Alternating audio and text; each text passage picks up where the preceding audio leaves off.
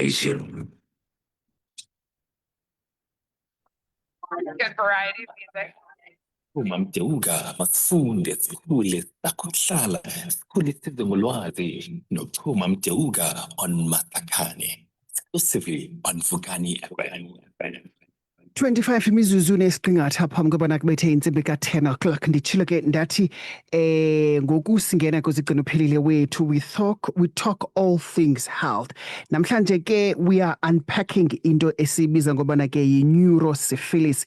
Xa isifilis ifika kwi-nervous system nasengqondweni. Namhlanje ke sincokola ke noThulani Daniso. He is a professional nurse who will break it down for us, answer your questions kwaye asincede ukuba siqonde ukuba yenzeka njani okanye ibonakala njani and how it can be treated. Khona ke nasimbambe pha ke ngoZoom. Mhlekazi, good morning and thank you so much for joining us. Mandibulise, ndibulele nokuba nibe ninam namhlanje, ndibulise kubaphulaphuli. Ndibulele thuba. Inkosi kakhulu bhuti, siyabulela wethu nawe ngokwenza ixesha nathi namhlanje. Ngoku ndandisese-high school kwakuthathanda ufundiswa nge-syphilis gonorrhea, and all I know is that i-syphilis sisifo osifumana ngokuthi wabelane ngesondo. Andisakhumbula uba kusube kutheni xa kuzawubakho i-syphilis xa nisabelana ngesondo wena neqabane lakho with naloo mntu lowo. And when kusithiwa neuro, all I know, Thulani, is that kuthethwa ngengqondo okanye nge-nervous system. So, xa sisithi ke ngoku neurosyphilis, meaning that zidibene ezi zinto, ndifumana isifo esibizwa ngobana yi-syphilis through i-sexual intercourse, but then ngoku siyofika engqondweni, sifika njani engqondweni. But before we tap into that, ndiyafuna ukhe uqale ukrobise nje umphulaphuli kancinci into yobana intoni i-syphilis and yenzeka njani into yobana ide iyofikelela kwinqanaba lobana kuzawuthiwa ngoku yi-neurosyphilis. Ndiyabulela.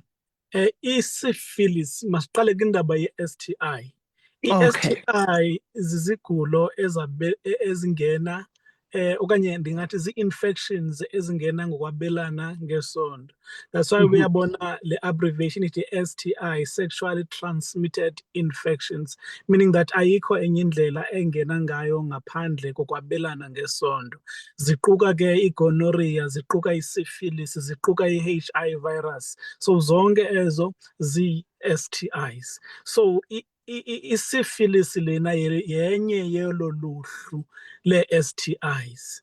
So i-syphilis ifumaneka ngokuba ulale nomntu onayo. Loo nto yenzeka njani? Okay. Uma unepartner enepartner nayo, nepartner yayo nayo inenye partner, ithetha ukuba ke ngoku loo nto kukho namathuba amaninzi wokuba kungenzeka phakathi kwezi partner ukhona onayo. Uyifumana ke ngoku wena kumntu othe walala nayo onayo. That's why siye sithi umntu makabuyise umva ekubeni neepartner ezi-more than one or ii-multiple partners, because the more partners onazo, the more the risk yokuthi ufumane isigulo siyi-syphilis. Into ke ngoku apha efika ichane kwesi sigulo siyi-syphilis ukuba akho mpawu uzozibona ngelihlo ukuba lo mntu lo une-syphilis okanye kukhona i-neuro, because iyakwazi uba ihlale emzimbeni womntu for ixesha elide up until ize iyofikelela ke ngokweli nqanaba sizothetha ngalo i-neurosyphilis. Okay, ndiyayithanda indlela oyicacisa ngayo. Ndiyathemba noba nomphulaphula ucacelo naye phaa ekhaya. Masingene ke kwi-neurosyphilis. Naku ke ngoku iyafikelela kweli nqanaba lobana kuthiwe hayi chuma mntana sekhaya unesifo esibizwa ngobana yi-neurosyphilis. Kusube sekutheni xa ikwelo nqanaba?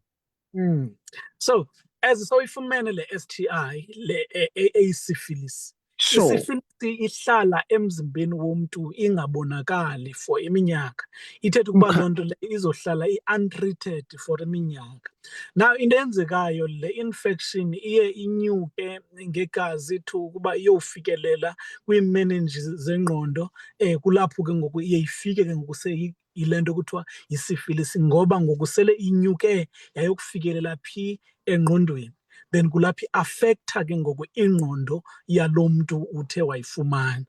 Yabona ke apho ke kulapho sizofumana ubunzima khona, ngoba most yabantu abaye babone isidingo sokuba makaye ekliniki maseyifikelele engqondweni, ngokuba umntu ngoku uye aluzane nekhasethi lengqondo, meaning that omnye uye aphambane, aluze ibhalansi, athethe into ezingaqhelekanga, enze into ezingaqhelekanga, abhiheyve ngendlela angaqhelanga ubhiheyva ngayo, abonakale njengomntu lo oqhawukelwe likhasethi.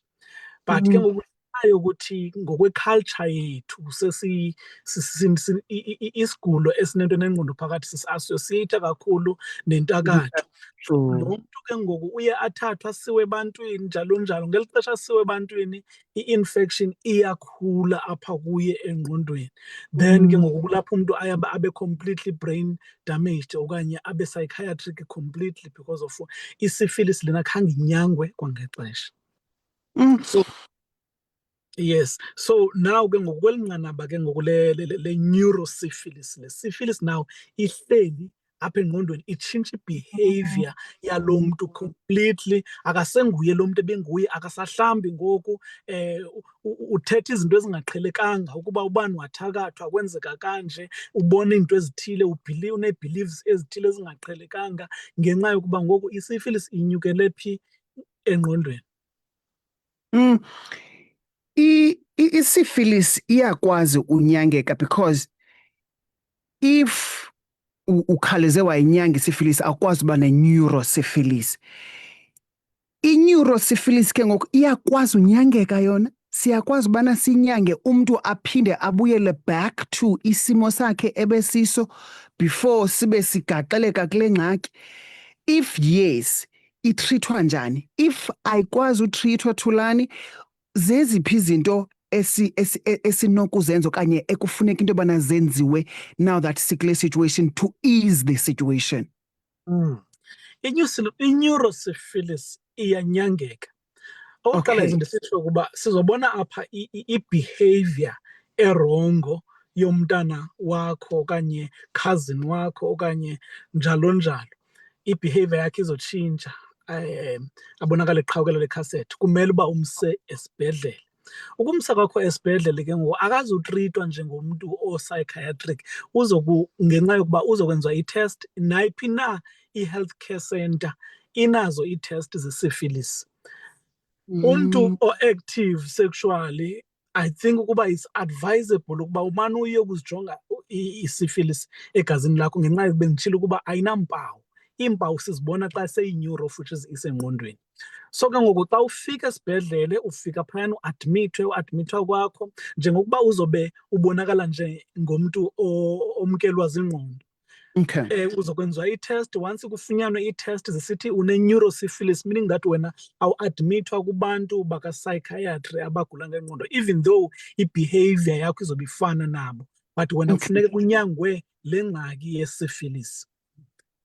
Now ke ngoku i-syphilis inyangwa nge-injection. Siyabona ine-injection esihlatywa kathathu, i-penicillin injection, of which is ehlatywa kathathu kwiiveki ezintathu ezilandelanayo. Ekumele ukuba umntu uyazilandela ngendlela engakhona, ungabhudi nenye ye-injection kweza injection ekumele uba ube uyazithatha. Okay. So ngawo onke ndithi i-neurosyphilis iyanyangeka, kodwa ke sizozinceda ngoba sikhawuleze sibone ezi mpawu zokugula ngengqondo, sizifundise le nto yokuba isibhedlele sisi-involve all the time xa sibona umntu etshintsha i-behavior yakhe. Thulani, what happens if ndikule treatment ye-neurosyphilisis ne uthe mos zii-injections eziyi-3 ziyi-3 ngosuku? Ziiveki ezintathu, so kufuneke le injection ifakwe kule veki izayo, iveki. What happens if ndiyayimisisha next week due to izinto ke ezenzekayo as umntu, ndiyikhumbule kwiveki elandelayo, ndiqonda uba hayi wethu ndizayincamathelisa kuleya iveki? Yeah, and to make it 3 weeks. So what happens if I skip iveki during the process of treatment? Le question yakho ndizoyiphendula ngokwe-antibiotic iyonke ngoba Okay. yi-behavior yethu sisonke indaba ye-antibiotic ukuba uyithathe uyilibale uphinde uyithatha uphinde uyilibale. Now sizokhumbula uba i-antibiotic inikwa ngenxa yokuba une-infection. I-infection iclever kakhulu. So into enzekayo now uba ufaka injection ngoku kwiveki elandelayo ungayithathi i-antibiotic now ngenxa yokuthi amajoni akho omzimba aphinde aluza ipower or resource ngenxa yokuthi ebebethwa yile antibiotic ubanike yona. Now amajoni atshintsha indlela ilento I mean i-infection lena itshintsha indlela izi-reform again, meaning that uzothi uphinde usiya ube ungakwazi ukunyangeka by the same injection ye-penicillin ingakwazi ukunceda ngenxa yokuba akhange uthini ulandelele ngendlela. Kunesizathu kusithiwa veki to veki, 7 days in between kumele uba ube uyayithatha. Nayiphi i-antibiotic uba kuthiwa yi-7 days, thatha i-antibiotic yakho straight 7 days ungamisishi usuku, because once umisise usuku then uyakwazi uba ube resistance to ukuba xa uphinde uyitya ingabi sakunceda nje at all. Oh. Do you think, Thulani, as a community, we are aware of the danger ye-STI? I don't think ukuba si-aware. I don't think ukuba si-aware. And I don't think uba si-aware about how many STIs are there. Because as a health promoter ndifumana iimbalelwano zabantu abane-STIs. There is one STI eyenza inhliziyo yami ibe buhlungu, i-HPV. Abantu abaninzi abagula yiyo and ofumanisa ukuthi akho awareness at all. Mandingene kule ndaba. Treatment ye-HIV related kule nto sithetha ngayo. Treatment ye-HIV abantu bahamba bayeke ukuyisebenzisa after bethe babona ukuba now ndirayithi, andisayidingi, ndizibona ndirayithi. And omnye umntu ke ngoku uchuma kukuba uye adibane maybe umzekelo nomprofethi wakhe nomfundisi wakhe amthandazele athi hayi i-HIV ndiyayinyanga iphelile. Emveni koko athi hamba uye ekliniki yotest uzofika i-negative. Kanti sithetha apha ngomntu otya i-treatment yakhe kakuhle. I-treatment leni ikhoyo ye-LTD is that if uyitya kakuhle ngendlela xa uye ufikele kwesa stage kuthiwa i-untraceable i-virus. So xa i-untraceable ithetha ukuba laa nto xa uthesta sikuthesta ekliniki ufumane ku-negative and awesuleli omnye umntu. Yebo. So now ke ngoku ipain ifike ifike apha ekubeni xa ungazityi iipilisi zakho ngenxa yokuba uye wayeka i-treatment yakho. Uprone kakhulu uba uzofumana i-STIs because of i-immune system yakho isezantsi kakhulu.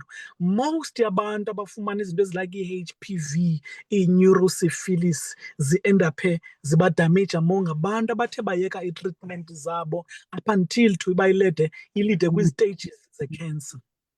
So Thulani, if ndikuva kakuhle uthi if ever you are HIV positive, i-risk yobana ufumane i-infection is very much high. It's very much high. It's very if i-immune system yakho low. Okay.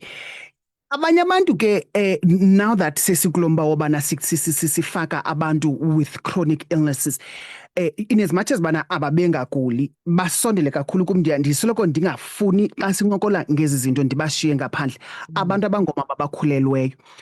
If umama okhulelweyo kuya-adviswa mos ekliniki into yobana yabelana ngesondo neqabane lakho kakhulu so that kuzalula into yobana ubeleke kalula ngela xesha kufika bana ixesha lobana uyabeleka. Ufumaniseke ngoku into yobana based on le nto ubuyithethile ekuqaleni into yobana ke i-infection uyifumana kuba iqabane lakho lineqabane lalo neqabane lalo lineqabane layo, so multiple partners yiyo ezisa and apha inyusa ii-chances zobana mabe uzawuba nesifilisi. So ndingulo mama ukhulelweyo apha endlini uhleliyo, there's utata okhoyo. Utata uba ndikhulelwe aqonda into yobana ufumene itshansi yobana makarhwebeshe ahambe apha, asuke andizisele le infection isifilisi. Ndizifumane nam ndingulo mama ukhulelweyo ngoku ndinale infection yesifilisi. Ndiyakwazi into yobana, because you've said that into yobana ayinazi symptoms, ngoku process ikhona le infection ndingayiboni as umama, ndiyakwazi into yobana ndiyitransfere to emntaneni, because kukho laa nto yobana yonke into eyenzeka kumama iyakwazi utransfereka easily to umama. Hence kuthiwa booking early is very much important, so that kuzawukwazi into yobana should kubekho izinto ezikhoyo sikwazi ukhawuleza sizifumane. Ndiyakwazi into yobana ndithi ndingumama ndifumanise into yobana mhlawumbi ndinesifilisi andikakazazi, ndiyitransfere to emntaneni. Yes, very much. Sine problem yomama abangabhukhiyo and bebhukhi njena bathi gqi sebebeleka. Sibe ne problem also ye pregnancy undetectable okanye engabonakaliyo, athi gqi umuntu esibhedlele esithi ulunywa sisisu then athi gqi sekebeleka. Ebengabonanga any signs, isisu besingakhuli, khange sikhule to indlela yokuthi azibone uba ukhulelwe. Now ke ngoku abo bantu bakwi-risk ngenxa yokuba akazazi ukuba unesifilisi, and ke ngoku i-risk yayo is that isifilisi can pass from mother to a child. And ke ngoku umntana lo xa ephumile baye bathanda uphuma benengxaki yamehlo ngenxa yale infection yentoni yesifilisi. It's very important ukuthi umama xa ene-signs zokuthi ukhulelwe aye ekliniki. Actually normally bekumele ukuthi xa uneempawu ezithile ezingaqhelekanga emzimbeni yakho uya ekliniki uyojongwa ukwenzela uba uzoqalwa early treatment if unesifilisi, ukukhusela umntana wakho osesibelekweni. I-first trimester yomntana esesibelekweni iyi-problem because kulapho umntana esafonyishwa khona ingqondo yakhe, amathambo akho, umzimba wakhe njalo njalo. And la first trimester yile omama baba lazy kuyo ukulandelela ikliniki. Yeyona bekumele ukuthi umuntu ongumama uhlala izinto zakhe zibeke apha ecaleni kwakhe, ngoba kufuneka ujongiwe thoroughly kakuhle ukwenzela uba umntana ezephuma healthy. Sekuphuma abantwana abangekho right nje mostly ufumanisa ukuthi umntana akekho right engqondweni, utsala nzima esikolweni njalo njalo. Zizinto abazali abangakhange bazihoye kwi-trimester yokuqala umntana esesibelekweni. In closing, but Thulani, based on le topic besincokola ngayo nabaphulaphuli namhlanje, while I was throwing forward this topic kumphulaphuli yesterday, I did mention into yobana I'm a bit aware of isifilisi uba yintoni na, but and I don't think ndine information ethe qhaqhe kuloo nto leyo, but neurosyphilis I don't think I am aware of, and I am 100% sure into yobana umninzi umphulaphuli obengayazi into yobana i-dangerous to that level. Ndiyafuna ke wethu nje usiphe ilizwi lokugqibela based on the topic ebesincokola ngayo namhlanje. Umshiya nantoni umphulaphuli? Into endizokushiya ngayo namhlanje kukuba ndicela ukuba xa unomntu unelungu lefemeli liqala ubehavior ngendlela engekho right, engaqhelekanga, umntu eqalisa ukuba depressed, athi mayihamba luze ibalance, ngelinye ixesha axhuzule engengomntu ebeqhela ukuba axhuzule, ngelinye ixesha enza izinto ezifane eningaziqhelanga tu, abone izinto ezibonwa nguye yedwa, ave izinto eziviwa nguye yedwa. Isicelo sam kubaphulaphuli kukuba khawumse eklinikhi okanye umse esibhedlele if uaggressive uyalwa lo mntu. Umse esibhedlele ukwenzela uba ezokutshekwa kwangexesha. Leyo yi-advice kumntu ohlala nomntu oye waba nesifilisi then yaze yavela in a later stage. Okwesibini, ndizokuadvayisa umntu ongekayifumani isifilisi okanye ungekazazi uba unesifilisi. Khawuzinike ithuba uye ekliniki if uyazazi uba u-sexually active. Uhambe uye ekliniki just uyocela uba wenze i-check up yesifilisi. Then okwesithathu, ndizocela ukuba umntu khawuzame ukwehlisa amaqabane kwixesha esikulo, lixesha elinzima. Ii-STIs kuba nzima ngenxa yoba abantu baneentloni zokuba baye ekliniki ngenxa yestigma nendlela abathi batritwa ngayo ngamanesi. Khawenze uxanduva ngoku ungekabi nayo ukwenzela uba ungazu-endapha ukwesaa stage whereby ufila embarrassed. Khawuzizame ube neqabane nje elinye and then nibe trustworthy with iqabane lakho, nihambe niyothesta nobabini neqabane lakho, then uzokuyazi ukuba urayithi. Uba we-HIV positive, khawutye iipilisi zakho kakuhle ngendlela eyiyo. Iipilisi ezikhoyo azikho nto ibuhlungu, it's only ipilisi eyi-one oyitya late okanye oyitya ekuseni. Ngolo hlobo olo you are covering yourself, you are protecting yourself, not only you but also your partner.